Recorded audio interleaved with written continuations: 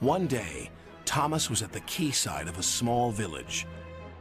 Fish were being loaded into his cars. The work took a long time.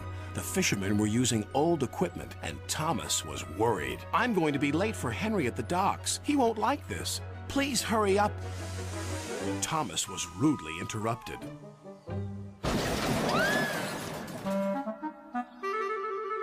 His driver and fireman laughed. "Phew," sniffed Thomas. "What a pong!" He was glad when they were speeding along the beautiful coastal run. Then they saw a man waving a red flag. "What's the matter now?"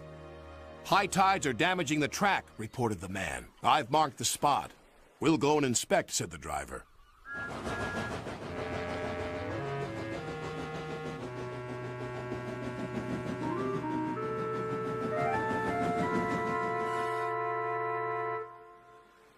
"It would be dangerous for heavy engines like Henry," agreed the driver. "But for Thomas, it's safe enough." The guard left a red oil lamp by the damaged track to warn engines. "When we get to the docks, I'll tell them to close the line."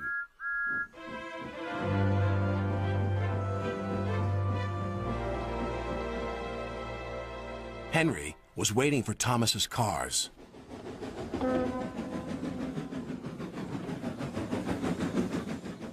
Pah! You're late, and that smell is making me ill.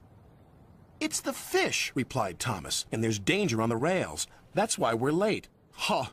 You're the only danger on the rails, Thomas. Now stop wasting time and get your cars hitched to my train. Thomas's driver and fireman were in the yardmaster's office when they heard Henry's whistle.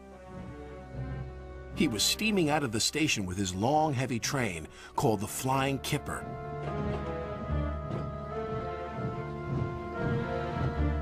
"What route is Henry taking tonight?" asked the driver. "The coastal run. It's the quickest." "But I told you," gasped the driver. "That's dangerous for a big engine like Henry." The yardmaster quickly phoned the signalman. Henry roared past the signal box. I'll soon make up for lost time.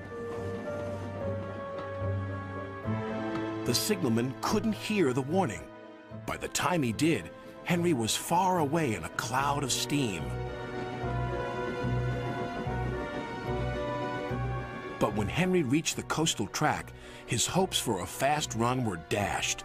Fog floated everywhere. I can't see, cried Henry. Nor could his driver.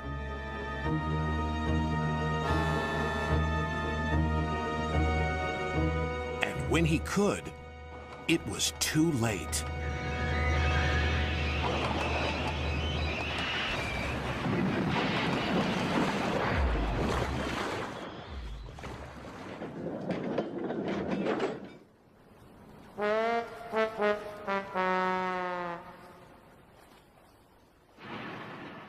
As soon as the tide was high enough, Henry was craned out of the water. "Engines don't swim, Henry. You were meant to deliver fish, not swim with them. You should know that by now."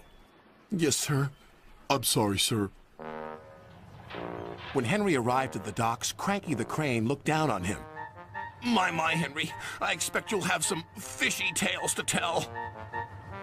But take my advice, have a long hose down first. But there was worse to come.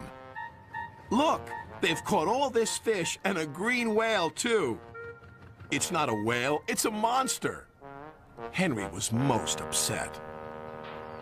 Thomas now felt sorry for Henry. Come on, your driver says it's time for a nice washdown. Then you'll feel much better.